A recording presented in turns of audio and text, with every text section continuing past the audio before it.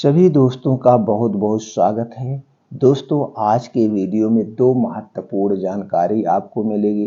पहला, भगवान महात्मा बुद्ध का अनमोल विचार जानने को मिलेगा। उसके बाद जानेंगे स्वास्थ्य से संबंधित बहुत ही महत्वपूर्ण जानकारी, और दोनों जानकारी बहुत ही अच्छी जानकारी है। इसलिए सभी मित्रों से विनम्र निवेदन है, वीडियो लास्ट तक सुने और जो सुनने से आपको ज्ञान प्राप्त हो एक दूसरे के साथ जरूर शेयर करें।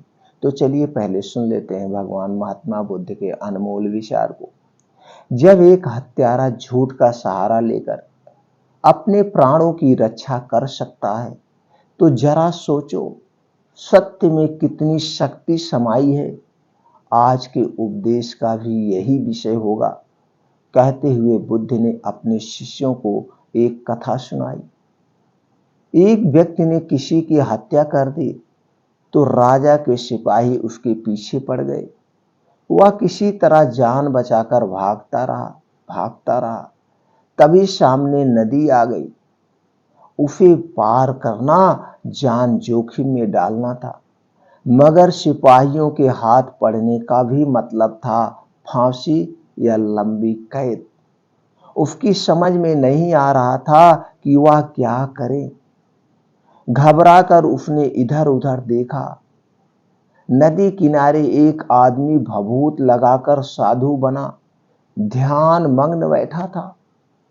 उसने सोचा क्यों ना वह भी ध्यान में ऐसे ही बैठ जाए। उसने भी अपने तन पर राख लगा ली और आंखें बंद करके पेड़ के नीचे बैठ गया। साधु का अभिनय करते हुए वह शांत होकर बैठा तो उसे आनंद आने लगा, बहुत आनंद आने लगा। उसके मन को शांति मिलने लगी। उसका अशांत मन शांत हो गया। ऐसे लग रहा था वो सभी पापों से मुक्त हो गया। ऐसा आनंद तो उसने पहले कभी महसूस ही नहीं किया था। राजा के सिपाही हत्यारे का पीछा करते हुए नदी के किनारे पहुंचे। उन्होंने इस ध्यान मग्न साधु को बैठे देखा। वह पहचान ना सके वही हत्यारा आदमी है। वह पहचान ही नहीं सके, राख लगाया था। तो वह झुके और उसके चरणों में सिर रख दिया। इसके बाद साधु बने हत्यारे बने भीतर से कपाट खुलने लगे। वह हैरान हुआ कि मैं तो केवल फरेबी साधु हूं, मगर इन्हें क्या दिखाई पड़ गया जो इन्होंने मेरे पैर छू लिए।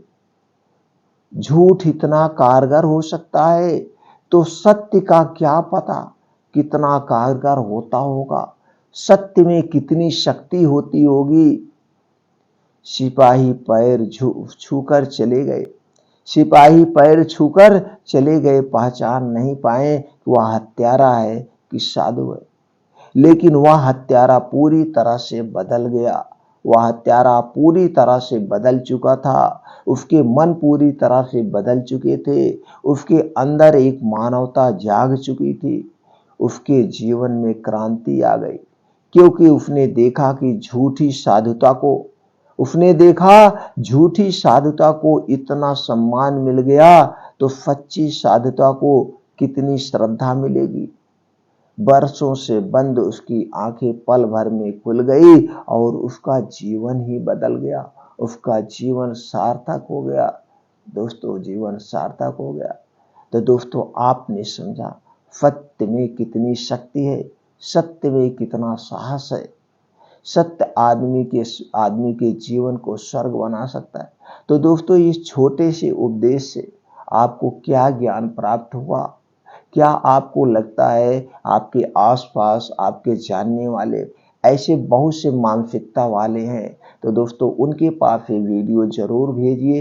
हो सकता है इस वीडियो को सुन करके उनकी मानसिकता को बदला जा सके, उनके दिल को पिघलाया जा सके, उनका भी जीवन, उनका भी परिवार बच जाए और उनके भी जीवन में खुशहाली आए।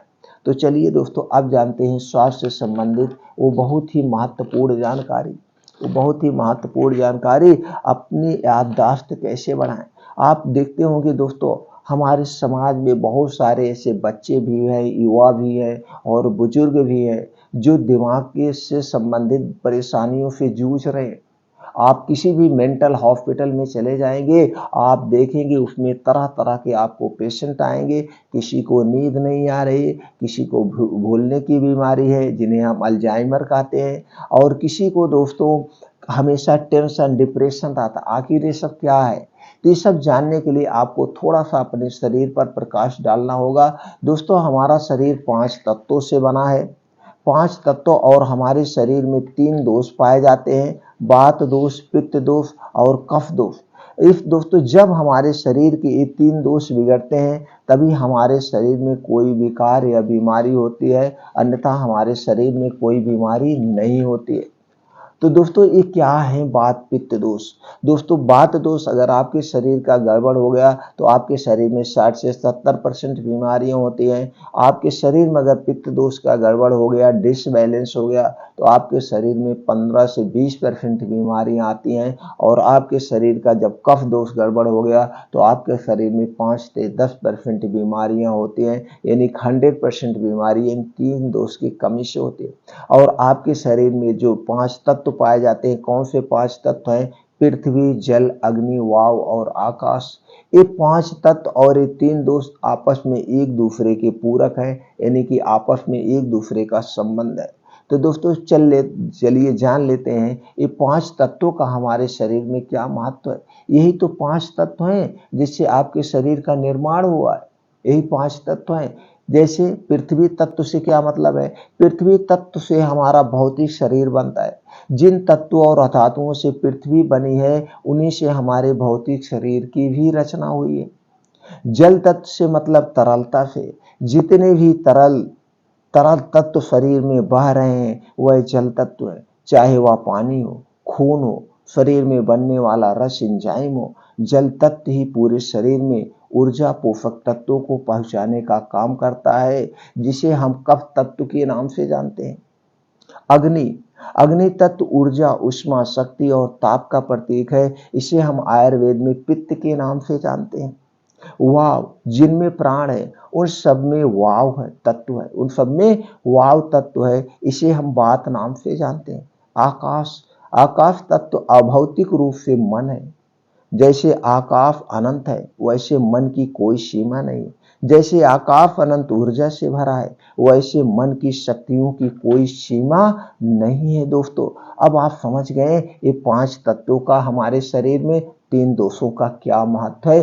टोटल बीमारी जो होती है इन्हीं की कमी से होती है। तो ये 5 तत्व आप समझ गए। आपके शरीर का निर्माण कैसे हुआ? पोषक तत्वों से।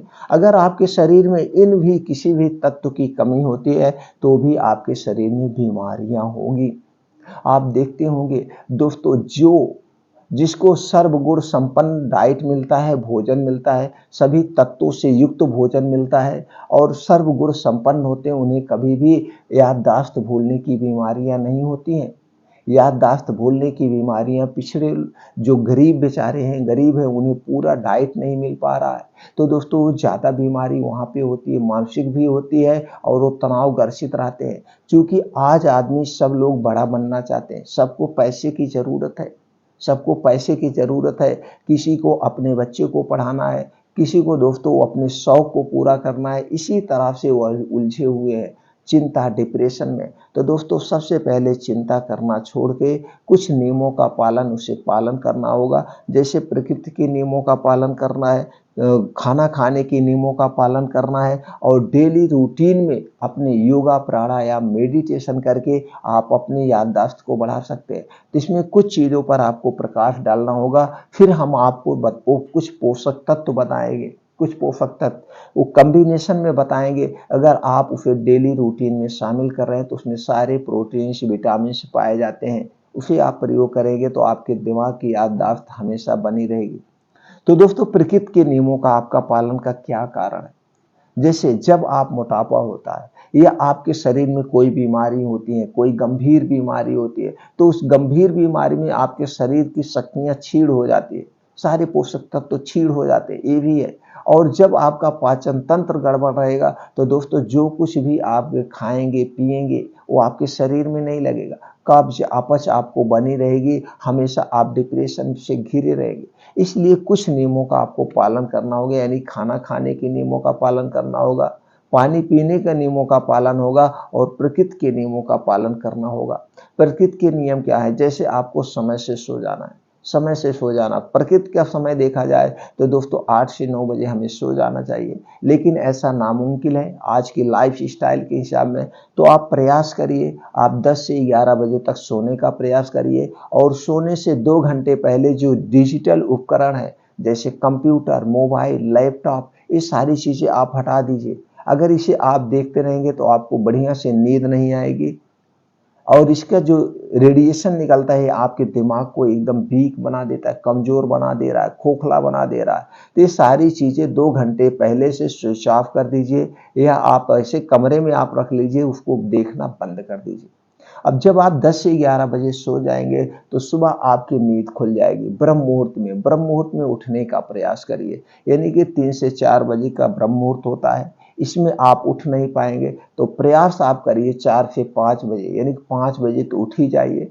5 बजे उठने के बाद 2 से 3 गिलास गुनगुना पानी पीजिए, उसके बाद आप फ्रेश होइए, निकल जाइए मॉर्निंग वॉक। मॉर्निंग वॉक में क्या करना है? नंगे पाँव 5 से 6 किलोमीटर का मॉर्निंग वॉक कीजिए, मिट्टी पे या हरी घास पर। जब आप हरी घास पर मॉर्निंग वॉक करते हैं और आपके पैर में ये ओस की बूंदें जो घासों पर गिरी आपके पैर में जब लगती, दोस्तों घासों की तरह आपका शरीर भी हरा भरा हो जाएगा। और मॉर्निंग वॉक खूब तेज करना है, तेज कदमों से करिए, दौड़िए। और जब आप तेज चलेंगे और दौड़ेंगे दोस्तों, हार्ट बीट बहुत तेज बढ़ेगी और जब ब्लड सर्कुलेशन आपके शरीर में तेज होगा तो दोस्तों क्या होता है? गर्मी पैदा होगी और गर्मी के माध्यम से, गर्मी जो पैदा होगी पसीने के माध्यम से, आपके शरीर के जो विषैले पदार्थ हो बाहर निकल जाएंगे। ये करने के बाद 2 योगा आपको जरूर करना है। एक है अनुलोम विलोम, जिसे हम नाड़ी शोधन कहते हैं। जब आप अनुलोम विलोम योगा करते हैं तो दोस्तों आपके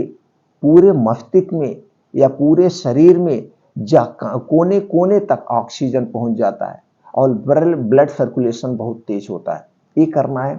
और दूसरा योगा करना है आपको कपालभाति। जब आप डेली 15 से 20 मिनट कपालभाति करते हैं तो दोस्तों आपका पाचन तंत्र कभी खराब ही नहीं होगा, पाचन तंत्र नहीं खराब होगा और बहुत सारी बीमारियों को जड़ से नष्ट कर देगा। तो दोस्तों आपको क्या करना है? अनुलोम विलोम और कपालभाति 2 योगा जरूर करना है। अब वहीं पे एक शीर्षासन आप करेंगे। शीर्षासन कैसे किया जाता है? अपने पैरों को ऊपर उठाना है, दीवार के सहारे या पेड़ के सहारे, किसी के सहारे 5 मिनट तक ऐसे उठा के रखेंगे। इससे बालों का पकना, बालों का झड़ना, बालों का दोस्तों सफ़ेद होना, सारी चीज़ें आपके रुक जाएंगी। अब ये योगा हो गया, 2 योगा। और योगा करने के बाद आप वहीं आपको ध्यान वाला योगा करना है, मेडिटेशन आपको करना है। ध्यान योगा सूर्य की तरफ मुंह करके आप पलथी पलथी मार के बैठ जाइए। पहले अपने शरीर के बारे में जानिए, फिर अभी आप सबको, ब्रह्मांड को धन्यवाद दीजिए, प्रकृति को धन्यवाद दीजिए, अपने परिवार को धन्यवाद दीजिए। सबको धन्यवाद देने के बाद आप भगवान में लीन हो जाइए, प्रकृति में लीन हो जाइए। आप ऐसे ध्यान मग्न हो जाइए कि आपको आसपास कोई आए जाए तो आपको पता भी न चले। तो आपको ध्यान जरूर करना है। 10 मिनट कम से कम डेली आप ध्यान करेंगे, इससे आपके याददाश्त बहुत तेज हो जाती है, याददाश्त तेज हो जाए। तो दोस्तों आप 5 बजे से 7 बजे यानी 2 घंटे आपको उसी प्रकृति में बिताना है। अगर आप ये 2 घंटे का समय अपने शरीर के लिए दे दिए, प्रकृति में बिता दिया, योगा करने में, मेडिटेशन करने में, मॉर्निंग वॉक करने में, तो आपकी याददाश्त कभी कमजोर नहीं होगी। उसके साथ साथ आपके शरीर की रोग प्रतिरोधक क्षमता भी बढ़ जाएगी, क्योंकि सूर्य की धूप में विटामिन डी और कैल्शियम प्रचुर मात्रा में पाया जाता है। तो विटामिन डी और कैल्शियम की जो कमी होगी आपके शरीर में, वो कभी कमी नहीं होगी। 90% तक यहाँ से पूरा किया जा सकता है, 10% आपकी डाइट से पूरा हो जाएगा। अब इतना करने के बाद दोस्तों आपको और क्या करना है? एक आप अपने आँख के सामने एक शाम के समय जलती हुई मोमबत्ती रख लीजिए, जलता हुआ दिया रख लीजिए। अब आपको एक ध्यान से उसी को 5 मिनट तक देखना है। जब आप एक ध्यान से 5 मिनट तक उसकी लौ को देखेंगे, ये सीधे ऐसे जलती हुई जाती है, तो आपका एकदम कॉन्फिडेंट बढ़ जाएगा। आपको 5 मिनट एकदम ध्यान से देखना है, तो आप देखेंगे आपके मत्थे में दर्द होने लगेगा, आंखों से पानी आने लगता है, तो जान लीजिए ये आपका मेडिटेशन काम कर रहा है, आपका योगा ये काम कर रहा है। तो ये आपको ध्यान देना है रोज 10 मिनट। ऐसा करते हैं तो आपका दिमाग कंप्यूटर से भी तेज होगा। तो दोस्तों ये सारे नियम, और एक चीज जरूर याद रखना, खाना खाते समय कभी पानी मत पीना। अगर आप खाना खाते समय पानी पीते हैं तो दोस्तों आपको गैस एसिडिटी बनती रहेगी। दोस्तों आयुर्वेद में कहा गया है खाना खाते समय पानी पीना विष के समान है। खाना खाने के 1 घंटे पहले पी सकते हैं और खाना खाने के 2 घंटे के बाद आप पानी आराम से पीजिए, कोई दिक्कत नहीं है। और रात का खाना आप प्रयास करिए 8 बजे तक खा लीजिए, और रात के खाने में 2 रोटी या 1 रोटी और थोड़ी सी सब्जी हो, यानी रात का खाना नाम मात्र होना चाहिए। अब जो कुछ भी खाएं, खाना खाने के बाद आपको उसी मुद्रा में बैठे रहना है आधा घंटा तक। आधे घंटे बैठे रहने के बाद आपको 1000 कदम तक टहलना है, एकदम स्लो टहलना है, और खाना खाने के 2 घंटे के बाद ही सोना है। तो आपको पाचन तंत्र संबंधित कोई बीमारी नहीं होगी, कभी भी आपका पाचन तंत्र वीक नहीं होगा। इतनी प्रक्रिया आप अपना लेंगे तो दोस्तों आपको कभी भी दिमाग कमजोरी से संबंधित कोई परेशानी नहीं होगी। अब खाना क्या है, आपको जो कि सारे पोषक तत्व मिल जाए। इसमें आप हरी साग सब्जी खूब खाइए, जितनी हरी साग सब्जियां खाइए, सीजनल वाइज फल खाइए, फ्रूट्स लीजिए जो आपके पास बजट है। बहुत सारे बीन्स आते हैं उसे शामिल करिए, मल्टीग्रेन आटा शामिल करिए, मिक्स दालों का प्रयोग करिए, और डेयरी उत्पाद जैसे दूध दही मट्ठा ये सारी चीजें, लेकिन घर के, मार्केट की नहीं। मार्केट का खाने से कोई मतलब नहीं है, भले न खाइए वो ठीक है। ये प्रक्रिया अगर आप अपना रहे हैं तो दोस्तों कभी भी कोई समस्या ही नहीं होगी, वो सारे प्रोटीन्स विटामिन आपको मिलते रहेंगे। तो चलिए दोस्तों, आप लोगों को हम कुछ ऐसे बीन्स बता रहे हैं जिस बीन्स में दिमाग को तेज करने वाले सारे पोषक तत्व पाए जाते हैं। बीन्स में क्या है, आपको लेना है अलसी का बीज। अलसी के बीज में ओमेगा 3 फैटी एसिड पाया जाता है, जो इस बीन्स को शक्तिशाली बनाता है, इसलिए ये हमारे लिए अमृत के समान है। तो अलसी का बीज कितना लेना है, 1 चम्मच, कद्दू का बीज 1 चम्मच, सूरजमुखी का बीज 1 चम्मच, तरबूज का बीज 1 चम्मच, बादाम 6 से 7 पीस, अखरोट 2 पीस, किशमिश 10 ग्राम, काला चना 20 ग्राम।